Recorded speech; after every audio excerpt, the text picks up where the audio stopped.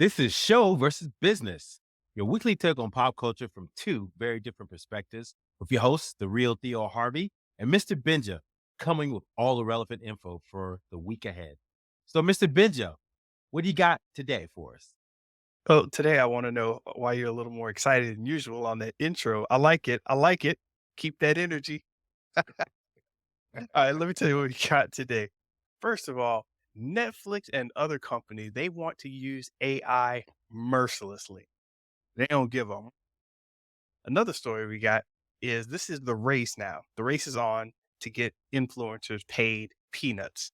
They're not trying to pay these big $20 million contracts for these big hit stars and everything. They want peanuts to be offered as currency. Also, we got Ice Cube out here talking to the enemy. He's been on this podcast circuit and he's just talking to everybody. It's out of control and it's getting into weird places.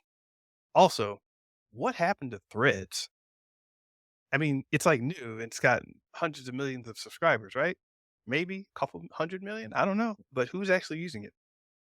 And for our final story, we're going to be talking about the MCU's Secret Invasion. And we're not going to review it. We're just going to talk trash about it because it might mean the end of hero movies. And that's what we got for this one. How you feel? Oh man, I love the breakdown. I love the breakdown, man. So wow. This has been an interesting week, man, for me. Well, not too interesting, nothing really super exciting. I just been catching up on a lot of different television shows. So, Mr. Benja, I failed to mention last week that I had a massive, massive hangover one weekend last weekend. Okay. And so I had to just nurse myself to health. And so kind of laid in bed. I haven't done this in like, I can't remember how long, and drank a lot of water, just kind of recover from the partying me and the missus did for her birthday weekend. So it was kind of one of those things where I just, okay, I'm sitting in bed here on a Sunday. Let me just, I watch a lot of shows anyway, but there's some shows I've been meant to catch up on. Yeah. So I Yeah. went through the old Rolodex and said, okay, let me pull some shows. Let's see what's crack-a-lacking. So I give the folks what they want, man. Tell them Yeah. what they want. So couple of reviews real quick. AI on Apple TV. There's a show called Hijack. Have you heard of this show, Mr. Benja? I've heard of it. Yes. I heard it's good stuff. Yeah, Idris Elba. I heard, good reviews about it. So I kind of sat down and kind of ran through it. If you don't know the premises, Idris Elba's on a plane from Dubai to London for 7 hours and it's hijacked and basically it's real time. So basically every episode's an hour real time on the show. And they're showing how, Idris Elba character who is supposedly the best negotiator in the world is handling this situation. So he's not an action hero. He's just using his mouth and his smarts to figure out how to get out of the situation. All And right. so it's pretty interesting. They got one more episode to go. The last episode, uh, episode 6 was a banger. They just Okay. revealed something different. Every episode, at the end of every episode, is like a huge cliffhanger. So great show, man. So go check it out. I don't know if it's as good as C, because I know you've been hyping C for like two, four, two, It's two, probably three better than years. C. Probably probably better Jason, than C. But just Jason Momoa's Magnus Opus. But I'm blind. I'm blind. and the whole world is blind. But yeah, Hijack, highly recommend that. Second one, not so much recommended, but I'm a high, sci-fi head. So Foundation, I think I talked about this before on this pod. The second season's out. I'm surprised it got a second season. It has nothing to do at all with the books I read. But be honest with you, in retrospect, the books I read back in the 80s, when those books were first published in the 60s, is very problematic when it comes to Isaac Asimov, great science fiction writer, great thinker, but he's not really good on character. So, Mm, they weren't really fleshed out characters but the plots were great. And so the Foundation TV show has to, color in a lot of different characters. So it's okay. it's it's almost like homework a little bit, but I'm kind of digging it because I'm a Isaac Asimov guy, but I just don't know how long it's going to last. But definitely very pretty to look at, a lot of beautiful sights. But it's just one of those shows that I wish it could do better, right? Just get that Right, same right. excitement and energy that I had when I first read Foundation when I was like 18. So anyway, that's another pseudo recommendation. And then last but not least, have you ever heard of a show called Justified? No, actually, I haven't. Man, Wait, great wait. show. Okay, yes, I have. Go ahead. Yeah, great show about a modern day guy, a guy who's a U.S. Marshal, but he wears a Stetson hat, like, he's from a Western, right? And he's one of these old school, lawmen. I'm gonna shoot you down, right? So there's a great TV show for years that ran on FX, and people talked about it, and then they brought it back. This time, the guy played by Timothy Oliphant, who's been in a bunch of stuff. He plays the main character, Raylan Gibbons, country boy, but then he's a U.S. Marshal, and he's get transferred to a city like Detroit, which is a lot of black characters, and it's just kind of interesting to see his intermingle there.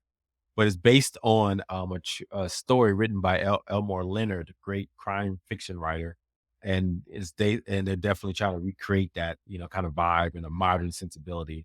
So Okay. it's kind of interesting to see what they do with it. So I'm digging it too. So that's more on Hulu or FX, if you will. But yeah, those are kind of like the shows I've been kind of deep diving in and kind of getting to check out. So when you have time on Sundays just to lay in bed and catch up, those are the things I recommend doing. See what's going on in the world. Nice, nice. It's funny, you got the blur in the background. I wasn't sure if you were, you know, hyping up the Flash because you're moving so fast that people can't see what's going on, Oh yeah, or yeah. or You if you're know just what? coming off a hangover.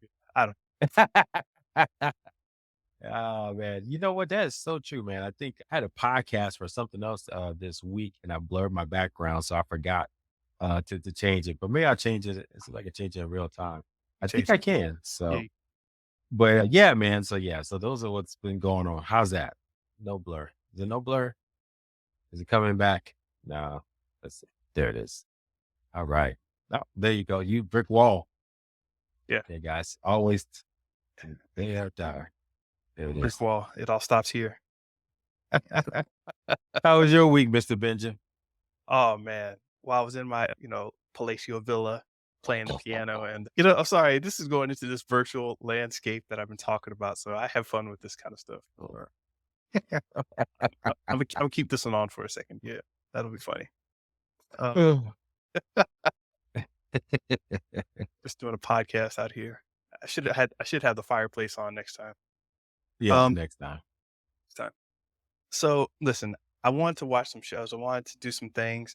I'm planning out this course that I'm doing. It was a book, which I'm converting into a course. I'll explain that later. If you follow me, whatever. But I've been working on that, and I stubbed my toe, man, on Uh-oh. on Verizon. I'm calling out Verizon. They have such good coverage, like location wise. You can always get a signal somewhere. But it seems like because of that monopoly, they just treat their people like dirt. And man, I had the strangest thing ever happen to me. What's I that? have I have a data plan of a certain amount because the idea is that I didn't want to spend all my time on the phone. So when it tells me, "Hey, you've got 25% left," I'm like, "I need to get off my phone." That Mm, the point was not to just have unlimited data all the time. If I wanted to pay for a little extra because I needed it, that's fine. I just didn't want to be always on my phone when I'm out and about using up cellular data. So it was just a constraint that I wanted to put on myself. Man, I had like 2 gigabytes left in my plan, and I step outside of a Wi-Fi zone and got like a couple text messages back to back. It's like, "Hey, you're 50% data. Hey, you're 25% data. mm. Hey, you're 10% data. Hey, dog, you out of data." And these texts came in like 30 seconds. It's Oh, just wow. under 30 seconds. And I'm like, all I did was open up the New York Times crossword app. The New York Times crossword app does not take up 2 gigabytes in under 30 seconds. Y'all are kidding.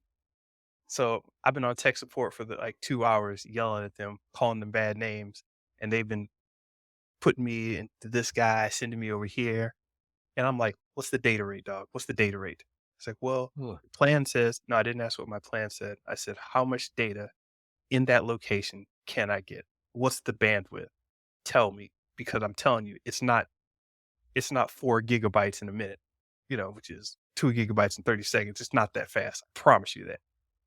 And the guy's like, well, if you had an unlimited plan, I'm like, dog, if you don't quit with that unlimited Yeah, plan, it, baby. it, That's it how was they just bad. get you. It was just bad. I had Man, never heard this that is before. this brings back those bad vivid memories of just trying to get rid of your cable box. You remember those days of just, I don't want cable anymore. Well, sir, it's, you need cable because, how you go, no, I don't want it. Well, sir, it's going to be hard to get it because no. Well, how about we give you 3 extra months? No. How about we just did it? No. Well, sir, if you're going to need your cable, you just bring it back in. If you don't bring it in, then we're going to keep it on. What? So it's like, that is why, the big news right now, if you didn't know, is like cable television is dying. I mean, we talked about forever cable cord, cutting is real. They're saying that the whole model is, you know, falling apart because people are just tired of that bad service, man. And, and it's like, who wants to keep doing this whole thing where, you can't cancel something easily?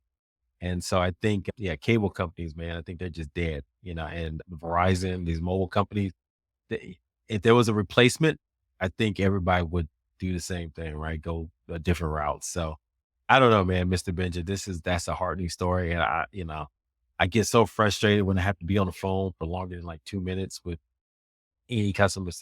I mean, I had a Delta situation where I think I talked about this on this pod where, my flight I was trying to get from LA back to Tampa. That was back in May. I think I told that story.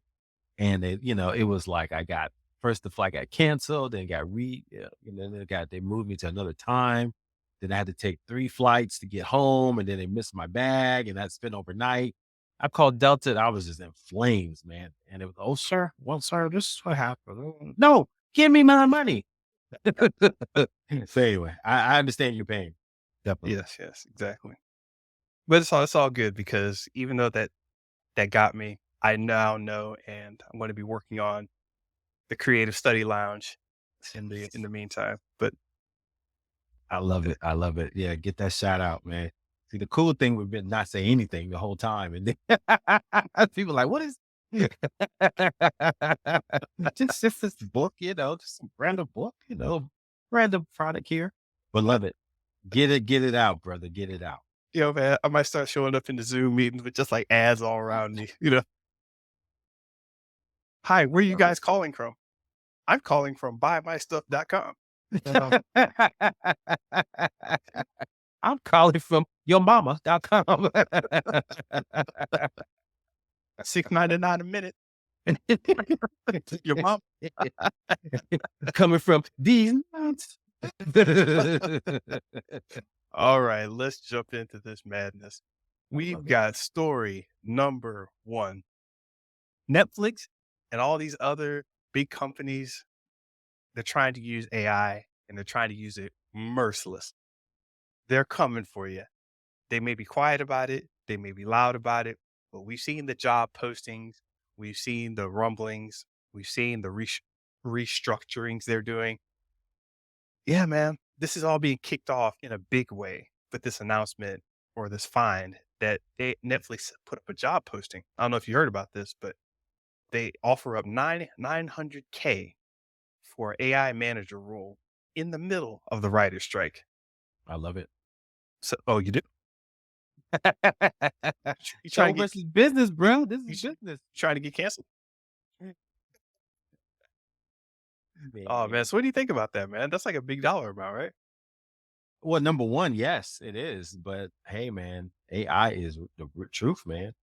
I mean, AI is definitely going to be truly transformative, right? What it could do and the possibilities for it. And so it makes sense to offer someone that much money to kind of come in. I think, and think about Netflix, the core of their brand is really around the ability to the algorithm, right? They swear by the algorithm, right? Yeah. We talked about this, and I think they need to stay on the forefront of that. And so if AI is where everybody's going, they need to shore up their resources to make sure they have the best, highest talent. So just on the algorithm alone. Now, outside of creative opportunities, I don't know what their overall strategy is there, but I think so. Recently read a post from Prof G. He does a weekly newsletter, and I read through it. He's basically going in on the actors and writers and saying, he said they are barking up the wrong tree, right? Number one, because anytime you fight against technology, you always lose, right? Because it's just the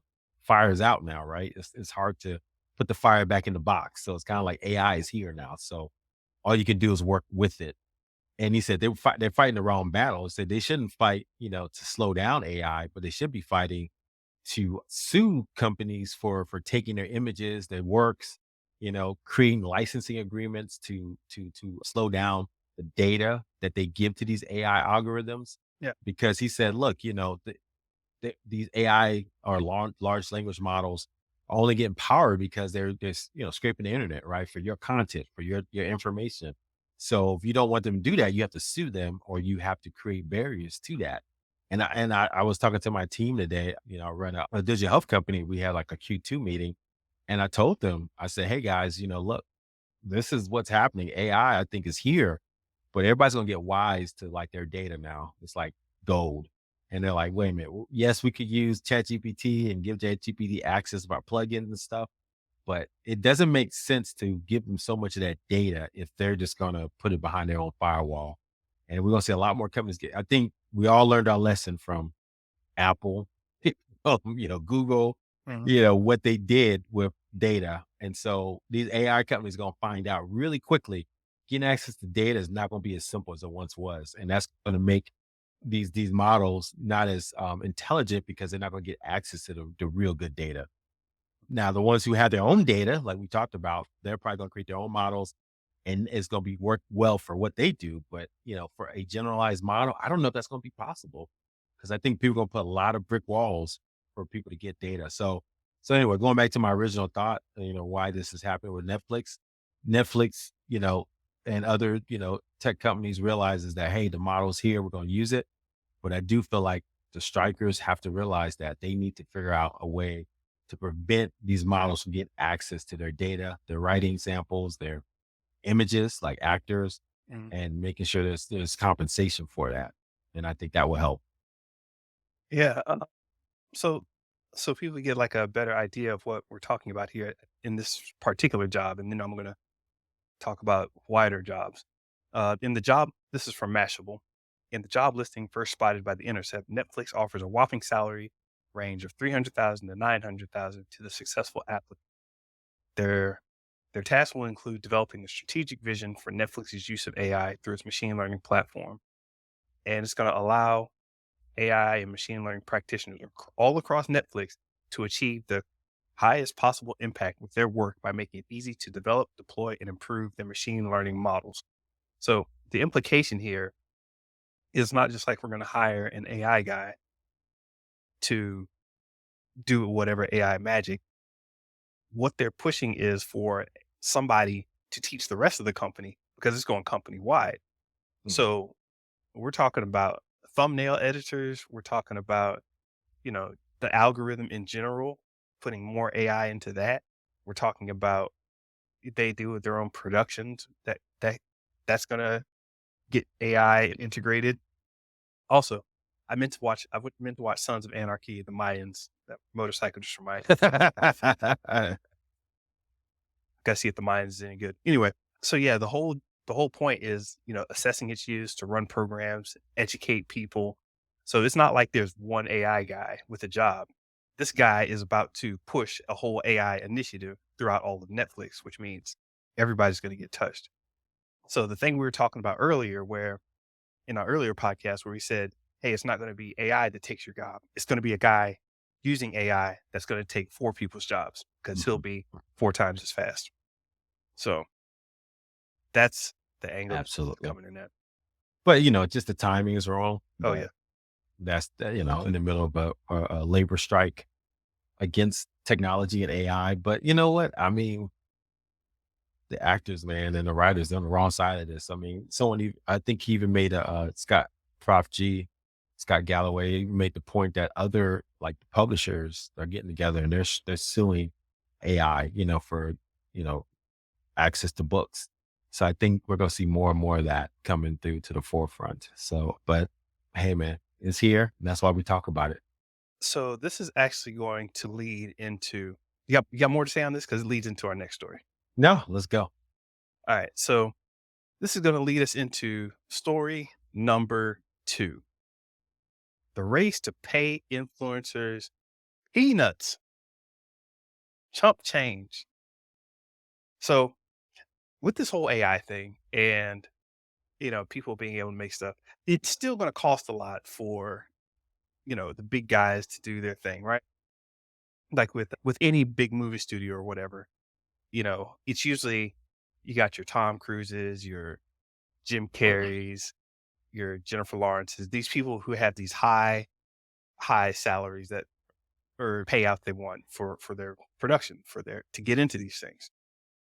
So after that, the cost of doing the movie drops off a lot. It's like, okay, we're gonna make the production, but as far as the labor is concerned, we're not paying a lot of you guys a lot of money. We're gonna be paying these big stars all the money. So in order to get a little cheap shine in, it's like, well, if we don't have a big star, we can save even more money with some influencers. We can get a King Batch, we can get a PewDiePie. Well, maybe you don't want PewDiePie anymore. You know, you can get somebody. Mhm. And all these influencers that have all these followers, they're starting to pay them little chunk change of little pieces of money here and there. And I know personally because I got a little chump change. Why you laughing, dog? Why you laughing? Oh, Mr. Benja. Yeah, so I guess I'll just tell us right now. I was doing my show on AMP. I was trying to see how the show format would work doing a podcast and throw a little music in there and then see how the podcast would work on AMP. And it was kind of fun. People would jump in and chat and everything. But it wasn't like ideal. So I jumped off of it and was hanging out over on Fanbase, which is cool. Fanbase is kind of cool. But it's really small, but it's kind of cool. But then today I was like wondering what's going on, just hanging out. Let me check my email. I see email saying, "Hey, Amazon Creative Program sent you some money." And I was like, "Oh, really? What are we talking about here?" Because I know they send people on Twitch money. But yeah, I opened up my email, dog, and I got a little chump change in there. And I was like, Yeah. yeah, I might have to go have a hangover weekend myself. And I just lay on the couch and order every streaming platform out there. Cause I got a little change in my pocket now from Amazon. So are you thinking about going back to AMP now Yes. because of Yeah. that? Oh, capitalism. So we talk about show versus business. Dog. Wait, I had a Wait, hold on. So I had a note that I jotted down to myself somewhere about write a blog post and make a vlog about how AMP sucks. And now I'm like, exactly. I'm gonna leave that to the side. Capitalism 101, baby. It always works. They got me. This is cray cray, man. Because you would tell me about fan base as well, paying peanuts, trying to get people engaged, and now AMP. Man, I think that's a great philosophy, man. People are trying to get paid, man, with these platforms, and TikTok for all this vaunted powers. I think their program sucks. No one loves it. The reason why YouTube has lasted this long, what's almost over 20 years or so? YouTube, when did it launch? 2006, I think. Man, YouTube is unstoppable, man. It's like one of those things that continues to be paid because they know how to pay their creators. So I think all these other platforms are looking at that as a viable model, and like you said, they can pay in peanuts, even though they have a small audience. Those niche audience actually are becoming more and more valuable, right? Because if you got a loyal fan and they engage with you consistently, even if you got 200, but anything you put out, those 200 people say, "Yes, Mr. Benja, I hear you, Mr. Benja."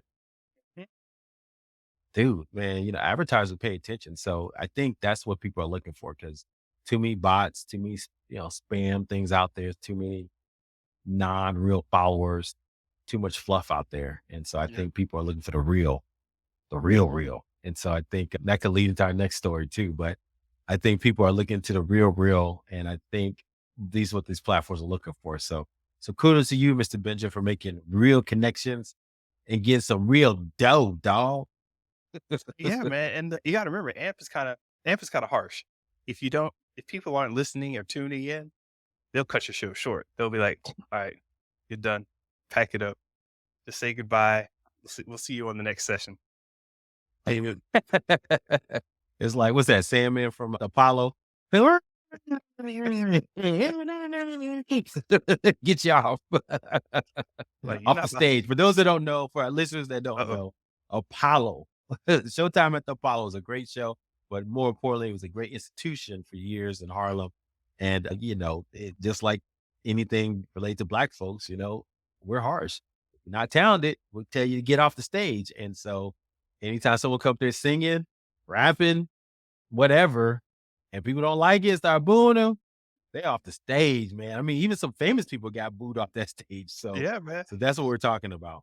Oh, yeah, man. No, when I was in grad school, I decided to do stand-up comedy for this talent show during grad school, and I remember the dude's voice clearly, but he was a black guy, and there weren't that many black people at Michigan State University. But I remember I was doing my set, and he yelled in from the back, "Yeah, that's funny and all, but why don't you tell some jokes?" And he and him and his little five group of people thought they were being funny. I was like, "Man." And I kinda didn't know what to do because if it was all black people in the audience, it would have been on. Yeah. But then it was kinda like, "Alright." And I just let it go and kept on my game. But yeah, interesting times, man. We will get on each other like that. So anyway, yeah, man, they're trying to pay these influencers a little bit, pay these regular people a little bit. And this is an interesting play because it's like all of social media is becoming this marketplace of QVC, eBay, you know, Facebook marketplace sellers or Yes. Etsy sellers, right? Yeah. And everybody's just kind of becoming, hey, buy my little thing, buy my little thing. Don't worry about the big guys. You don't have enough money for that. They'll be their own thing. And it's just a really interesting way that I see the tide changing where everybody's got their own little online hustle, you know? No, I mean, hey, we both are trying to do some online hustles. Let's be real. Let's keep it real. Keep it And yeah. transparent. So I think, I agree, man. I think where we're at right now is definitely an interesting point for the internet. And I think that's why, something like the threads has been refreshing somewhat because it's a little bit different. And, hopefully it stays that way, but we'll see. But I think, this story is highlighting, the opportunity that exists for people who just stay consistent and try to build real connections across whatever platform it is. And kudos to, creators who stay consistent and try to build a following on some platform. But the challenge is, like I always think, it's like, you build an audience on the platform. How do you take that audience off that platform and that portability? Because now, it's stuck there. And so you're kind of reliant on that Yeah. platform. So God forbid Amazon decides it's, oh, show's over, turn the lights off. Where my people go? Where my money? Buying. Look at all the buying influencers. Remember Yeah. they were roking in dough. And then, Yeah, then man. when they said buying is over, show's over, they were like lost, man. But some of them made the transition over to Instagram, but Yeah. a lot of them did. Yeah, Instagram, TikTok. You gotta have an exit strategy, a transferal strategy. I don't know what you wanna call it for this internet age, but you gotta have that strategy to jump to the next thing. And yeah, man, stay around, your people and make sure you're connecting the way you should be. Because don't be like that guy who had a YouTube channel and replied to somebody's comment and ended up getting all of his Google accounts locked. Um, Ooh. no, seriously, he was just like on his YouTube thing and responded to a comment, and they were like, "You know what? We don't like that. You're off of Google." So he lost all his Google. He Ooh. didn't have access to any of his docs, his Google Meet, because he was running a business off of Google. So he can have Man, you know what? Google, man. There was something I did in my business recently, and they suspected it as spam, and they just locked just my email, not my company's email, just my email. Mhm. And my business partners, he was like, "I didn't know they could do that. They didn't give you a warning or anything. They just shut it off." I said, "Yeah, what the hell?" I said, "Man, these folks ain't playing." So I think this one leads into our, the what's happening not in just mainstream media, but just happening on the internet's restriction of content and what that means for these platforms. Yes. So let's just jump on into story number 3. Ice Cube is talking to the enemy. what does this mean for the media? And I say talking to the enemy, but it's just old hardhead Tucker Carlson we're talking about. Tucker is an interesting dude, trust fund baby turned frowny face on the internet. Recently was he turned down the 100 million from Patrick Bet David after he got kicked off of Fox News. So he's still out here doing stuff, and Ice Cube is on a roll.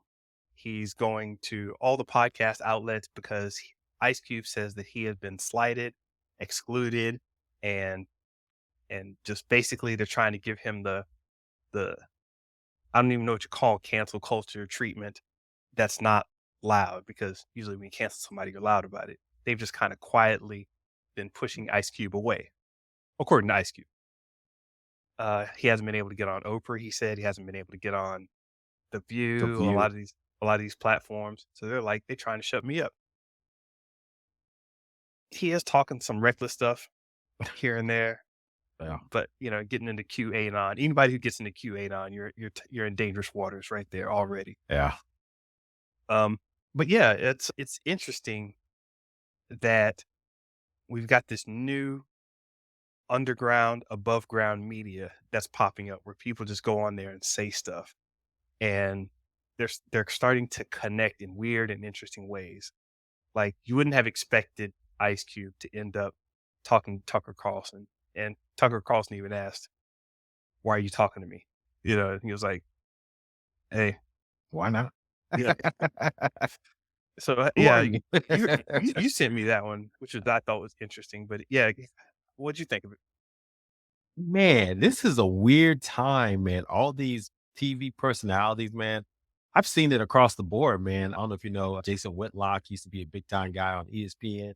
He created his own little social media He came from platform. ESPN. Yep, he came I from didn't know that. ESPN. I only know him from his spicy I talk know. on the internet. I know his spicy talk, man. Who else is out there, man? A Roland Martin, right? He used to be on TV a lot, and then he created his own little platform. I mean, we go to the big guys like, Glenn Beck and what's his name? Alex Jones for a long time, right? To, Mhm. the platform's banned. I don't even know what he's doing to make money, to be honest with you, because I don't know. Probably having live events somewhere. Yeah, man. So it's just like these guys who were prominent on television, they're just starting to move more and more into like, I even see Russell Brand. Remember that actor back in the day, the Oh comedian yeah, slash actor? He's out there talking that spicy talk. And when we say spicy talk, basically, there's this victimization of the right that just says the mainstream media has rejected them and it all sucks. And we're going to, go on this platform and rile against them, and this is along the lines of the Daily Wire, right? And, is it Ben Shapiro? His thing, right? And so mhm, I think it's just funny. So I went a deep dive on all these different guys, right? And Tucker Carlson's part of that, and they're just hungry. They don't care who you are. If you just have some clout, they'll talk to you because you're right. The mainstream media did you wrong, or Biden did you wrong. So now they can come and commiserate on the yeah, misery about how they're victims, right? yeah, Where let's be real, they're all making millions. You look at the YouTube videos, they're getting hundreds of thousands of views. They're making millions of dollars off of YouTube at least, not including yeah, merchandise and all that. But they're complaining about not getting their fair share in the media. And it's just hilarious to me, man. And so to see these guys kind of go out there, not saying that some yeah, of this stuff is, all wrong. I mean, I do, I'm in the middle. I do start to see some stuff on the right is right, some stuff on the left is right. But it's just it's always I don't know if you listen to that stuff. It's always, no matter what the left does, it's always wrong. you know what, dog? The left has been pushing in a certain direction, and in general, like I tell people, I have some friends now. I've been kind of hesitant about saying some things because even if you like, without even getting into details of an issue, there's this flag waving that they've got going on. And it's Yeah. interesting because the right used to have the same amount of flag waving. They're like, never, never, abortion. Wearing a condom Yeah. is abortion. And it's like, hold on, dog, hold on. Yeah. I actually heard this from somebody who was like, wearing a condom is abortion. And I'm like, wait, hold on. I don't have to get into the whole argument, but are you being for real? And they're like, yes. It's like, okay. So the right did that for quite a while. And now we're seeing the left do it where, Mm, you know, it's this very hard line with us or against us. mm. And once you start sliding outside of that and not having a discussion, you're instantly in that against us phase, bubble. And that's where I think that these Russell Brands are coming from. Because Russell Brand, he's over there on Rumble doing his thing big. Yeah. Because YouTube wasn't having him, so he's over on Rumble, and he's a left wing voice. But there are certain things that he doesn't vibe with on the left, so he ends up on Rumble. Ice Cube is talking to Tucker Carlson now. You've got people like Riza Islam out there, Boyce Watkins. We'll throw him in the mix too. Take any of your big political things, the president, the pandemic. Sorry, I just got us flagged for saying that word. Or any of these topics that have come up in the last couple years. And then there's the left's position on that. Stray outside a little too much, you're done. And Yeah. it's Yeah. it's it's weird. I'm not saying the left is not without its faults. I mean, absolutely. I think they're just too. But I think that's where we are right now. And, not to blame social media of everything, but I think it is. Enragement is engagement. So the more extreme your position is, the more attention you're going to get, allow your voice appears. And so because of that, our political spectrums have to get more and more wider. Where, I would guarantee the majority of Americans are probably right in the middle, right? There's some Mhm. stuff I'm very conservative about and some stuff I'm liberal about. Like, Chris Rock said in his, famous comedy special. So Yeah, I think, and that's the sad part because it prevents true discourse, right? And yeah. so, but then what's even more insidious sometimes, I think, when the right gets into thinking the left is totally evil, and that's where QAnon and all that kind of stuff starts popping up a little bit, and so it's just the whole pedophile rings and all that kind of crap, and the whole Sound of Freedom movie, right? That's no, it's not about Yeah. that, Hey, kind of thing. no, And yeah, you see them, they don't want you people to know about your movie. The movie made $100 million. People know about your movie. You're okay. But it's just this victimization. It's just like, I mean, and then of course, it opens up the whole, I've been going down the path hole of some of the Christian yeah. bloggers and video. And it's like, I get it, but it's just like, okay, guys, let's just, And let's be see, okay. even in this little discussion, I know what you mean when you say victimization, but now that's become like a touch point word. If you Yeah. say being a victim, suddenly you're a right wing guy yelling at a left wing guy, calling them a victim and Gosh. shouldn't fall for victimization. And then it becomes this whole name calling battle. And it's like now I can't use the word victim in a Mm, sentence without being taken a certain way. good point. So, Yeah. it's funny. Words. People ask me why I talk the way I do a lot of times. It's because I'm dodging these stupid mental landmines. It's like, well, hold on now. I can't say victim. If I say assault, no, that's not the right word because that's going to bring up something else. And I just try to dodge all these little mental minefields so we can have a proper discussion. And And, you're and better than me. You're better most than people, me. most people, when you sit down and talk to them, you're kind of like, oh yeah, neither of us are terribly extreme. Let's No. calm down. So Yeah.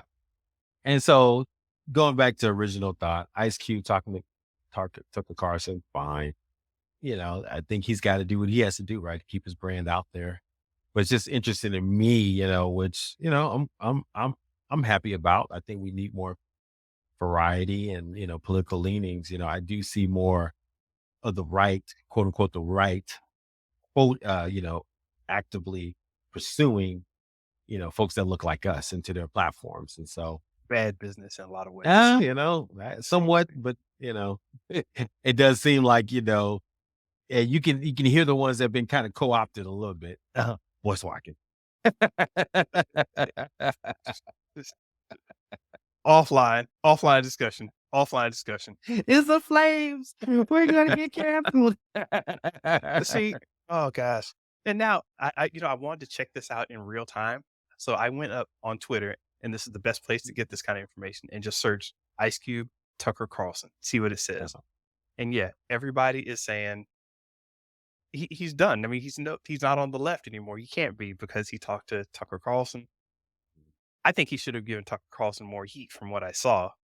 Mm. And, but that's another story altogether. Well, you know what? But He went over there. He lambasted Bill Maher. And Bill Maher said the N word. I don't know if you remember that. yeah, I do. And he was, but in his calm way, but he pretty much was like going after him about that.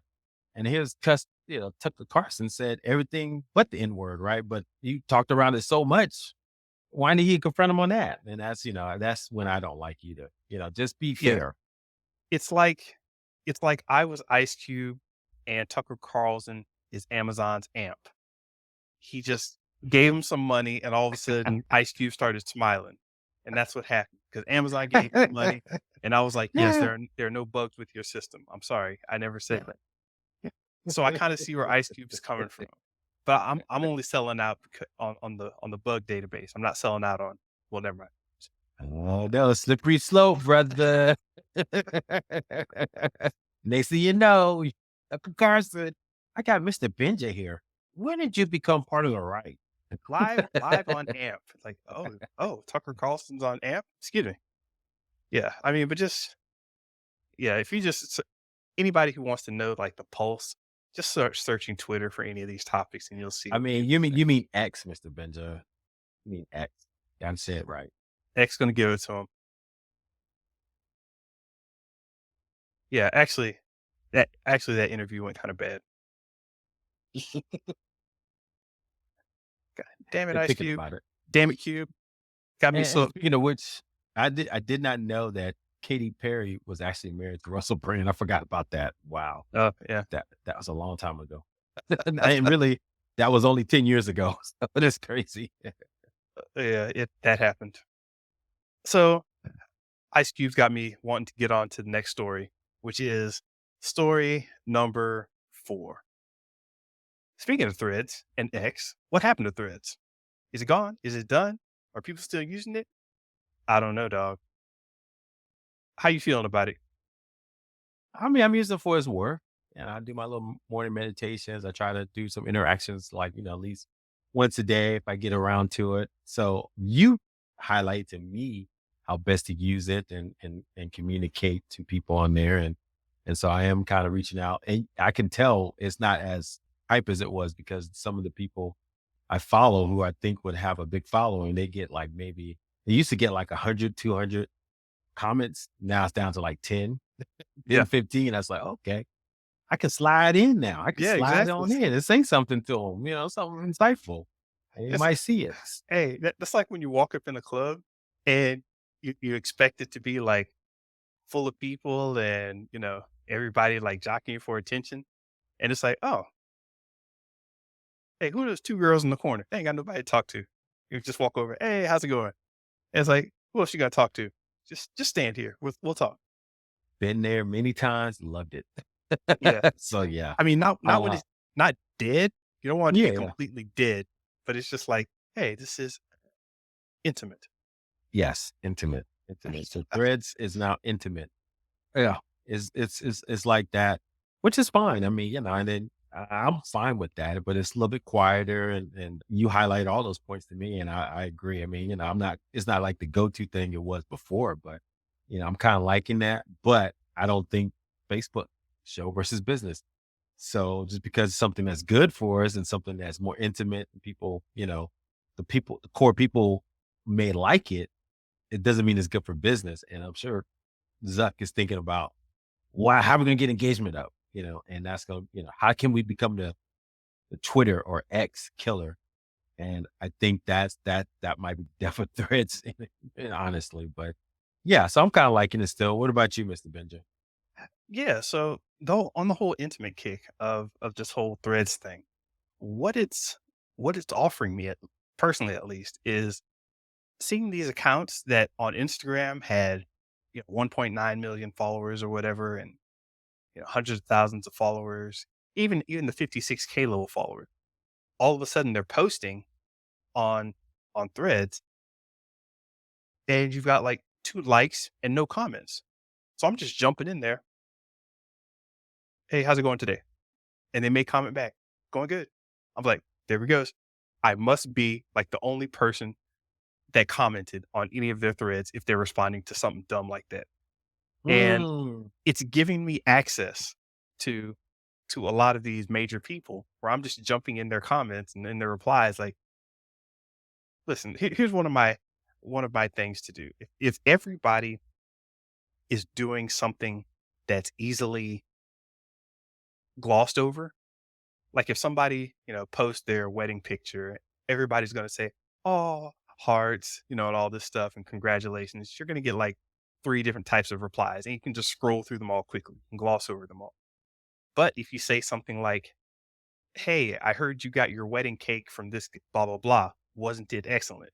If you know some little interesting bit about the wedding or the photo or the couple that you can throw into the middle of the comments, they're going to be scrolling through all these awes, these hearts, these congratulation Fluff, comments, fluff. and they're going to see like, "Oh yeah, that was a really good cake. Hey, I love cake." Da da da da. I'm doing this with all the marketing and influencer guys. Like nobody is talking about NFTs and you know the Bored Ape Yacht Club over on Threads. But there's a guy on Threads who is one of the part of the Bored Ape Yacht Club, and in all his comments, people are talking about X, Y, and Z. I just throw in there, "Yeah, man, you know, Bored Ape is still a strong ape," and he likes he likes my comment and it's like, "Hey, man, for life," and LOL and all that. Boom, I touched that person.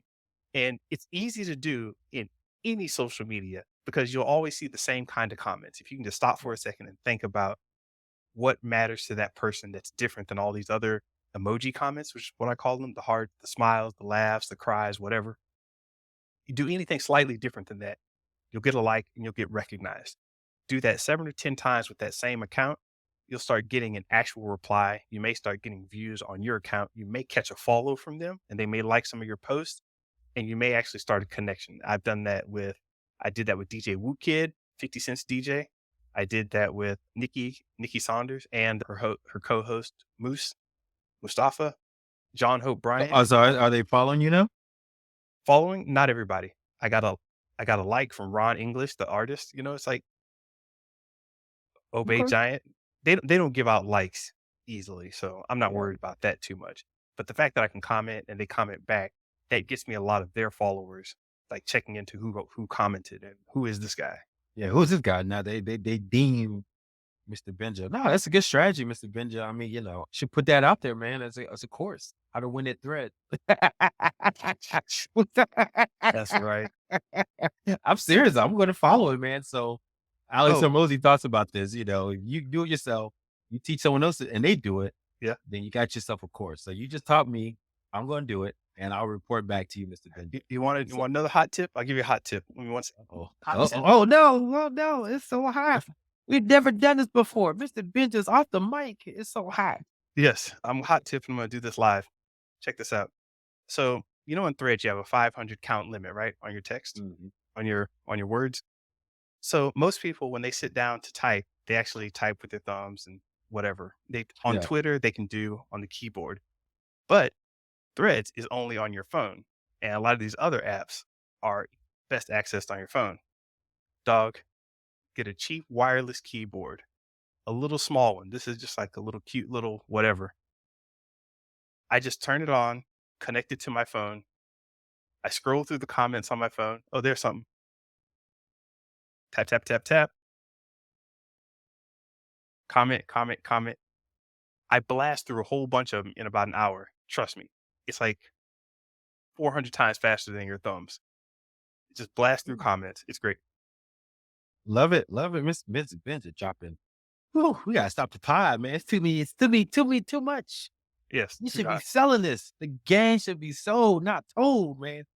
Look, if you ain't listening to this podcast, something's wrong with you, man. We dropping knowledge, bro. This is actionable intelligence that you can use to advance your career, your life, and all manners of sorry, let me stop right there. No, this is gold, Mr. Benja. So I love it. I love it. So no, I'll send you my Amazon affiliate link for that keyboard. yeah, you got it, man. I'll use it. I'll use it. So no threads, the thread strategy, man. I love it. So you taught me. Matter of fact, I'll be your first case study. Yeah, I went to Mr. Benja's course, and man, because of him, I got 10,000 followers on threads. You too, you can too.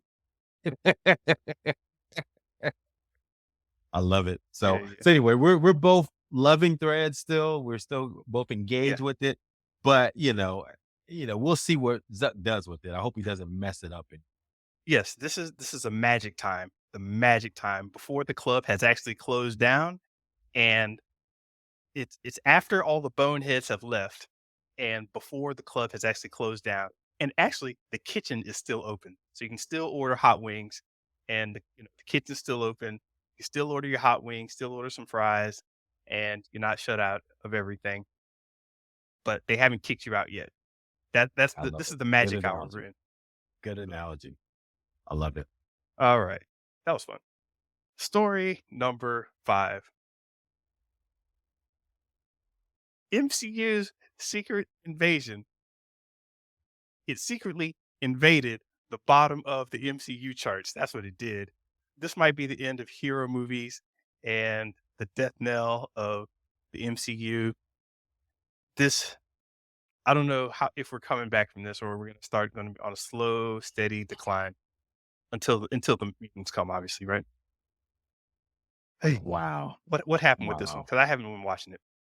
You know what? I just made myself to watch it. I mean, I heard bad reviews. I watched the first episode, wasn't too impressed. So I said I'd catch up with it later. Um, that's the other thing I watched. I didn't mention at the beginning of, of this pod, but that was the other thing I watched on that Sunday morning. I was like, oh, let me get through this. So it wasn't a pleasant watch. And the last episode didn't make it even better. So I would just say this. It was just like just a wet, soggy fart, man. It just didn't mean anything. And it's like, man, what are you doing? It's like we went from the highs to highs, from Loki, WandaVision, with some, true vision of what they were trying to build with this thing to something that they said, oh, this is gonna be the next rogue what no, Andor, right? This is gonna be MCU's Andor. It was nothing like that Andor, right? At Oh, all, man. man. There was no storytelling. Storytelling's all over the place. I mean, some decent acting. Used to have Sam Jackson, used to have Don Cheadle, did some interesting stuff. But man, it was just like they introduced too many ideas. And the last episode introduced a character that's way too powerful that we'll probably never see again. And I think that's the other thing. It's like there was no forethought in this at all, just to Mm. kind of have some CG fight at the end. And that's disheartening for Marvel, who's been meticulously planning this stuff for decades, to see it just kind of like, eh. I like So studying bad production, so I'm gonna check into it. yeah, you should check it out. So anyway, yeah, I mean, I think people are kind of down and out on this. I mean, Disney Plus in general, man. I mean, I think, and then they have the Acolyte coming out. Oh no, is it Ashoka? Ashoka, I Ahsoka. think that's coming. Ahsoka, she's coming out soon. So hopefully they don't get review bomb. But I don't know, man. I'm just not feeling it anymore, man. Disney Plus went from the highs of highs from Mandalorian to the MCU movie. We're gonna have a TV show, Marvel. We're gonna have Star Wars TV show. This is a great time to be a fan. I think we started this pod Yeah, in the yeah. height of this. And now we're like in the nadar, man. It's like, what is happening, man, to our beloved pop culture? So Disney Plus, I don't know, man. That was not a good decision. And Feige and team, sorry. Yeah, I hate to put it this way, but and I haven't seen Secret Invasion, so I can't really say this applies to that. I hate to put it this way, but I think that Disney may have assumed a bit too much about the ability to let the brand carry carry the whole franchise and let the brand not just the brand carry the franchise, but also Disney's ideas about, expanding their whole, princess vibe into into Marvel and into Star Wars. I think they have a certain idea about the way things should be done. I shouldn't say princess vibe. They have a way of thinking that the way should things should be done, and I think that that thinking applied to Star Wars and Marvel hasn't played out well. Because I Mm, think Marvel had an extremely strong start with Favreau and Feige, and like, "Hey, we're gonna do this," and, they were, boom, able to shoot off. I think and Favreau, to his point on Mandalorian, also had a great start. He's like, "Hey, we're gonna do this, this, this," and somewhere along the way, it's like no matter how well you do, some executive can always come and tap you on the shoulder and be like, "That was cool, that was cool. Now can you do the same thing, but like this?" It's like, "Well, if you gotta do the same No, thing, but like this, it's not like that anymore." yeah, but I it's gonna be like, is that the Disney way? Yeah, like, You know, that or yeah, Nikes are really cool. I like what you did with the Jordan brand, that's really nice. Okay, so I want you to do the same thing, but we're gonna do it with Michael Phelps. And it's like, not everybody's into swimming like that. It's like, it's okay. We're gonna do the same thing. And it's like, I don't know. You can't just sell, you know, swim trunks to the black youth like that. It's like, yeah, you hit the nail on the head. There was a Disney Plus movie that was remixed to Cinderella, but it was like a hip hop version of it. I forgot yeah, what the name of it was called. But it was about being in the shoe world, and the guy was a shoe exactly. designer. What was the name of that? I can't remember the name of the movie, but it was cool. The kids and I enjoyed it. We had cute moments, but it was so Disneyfied. You just like, man, there is no soul to this. Pun intended. There was no soul to this movie about sneakers, man. It was just like Sneakerella. Sneakerella. Yeah. Yeah. I don't know if Even you that, said even that name. yeah. It's just like, we're just gonna do a hip hop version with Cinderella and it's gonna be cool. They filmed it, they're trying to make it seem like it was New York, but they actually filmed it probably in Vancouver, and you could tell. It was just like, "God, man, just get to the culture, man. Get real, and then it could be something great." So anyway, I agree, man. It's that Disney-fy, and I think they've done that with, but I do feel there's a fundamental core problem to Star Wars, the Luke Skywalker of it all. I talked about Yeah, this that's before. difficult. But Marvel, you're right. I think they had a great start, so many different characters. I think maybe Feige just got overwhelmed, just too much, trying to do movies and TV at the same time. And I think maybe that what broke him. But I do feel over it all, the Disney stank of it all. It's kind of Yeah. changing things too much. You could even apply that to Pixar, which has lost some of its light. So, And then wait a minute, then one last thing. Iger is the one who's out here. We got to slow down, put all this content out there. We probably cheapened the brand. He was a freaking dude that bought both companies and said, we're going to put a Star Wars movie out every year. So come yeah. on, dude. Now you backtracking? Get out of here with that BS. Anyway. Well, what I meant was, I always had that visual of backtracking, where someone's like, "Did I say that?" Well, what I meant to say was, I mean, I get his strategy at the time, but he was the one implementing this, and now he's walking it all back, man. So anyway, Mr. Benja, shoot, I think that's enough, man. Anything else you got going on?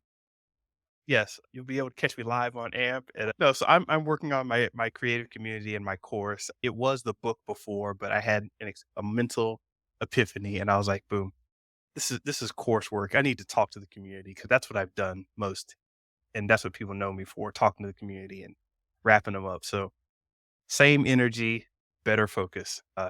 Getting in that 20% because 10x is faster. Get it. Get it. That's it, All man. That's right, what I'm Mr. doing. Benja. I love it. I love it. Well, hey, everyone. Thank you for listening. Please like, subscribe, and comment at Show versus Business on Twitter, YouTube, and Instagram. Listen to us at Spotify, iTunes, or wherever you listen to podcasts. Want to check us out? Visit our website at Show versus Business. Mr. Benja, have a good one. Peace.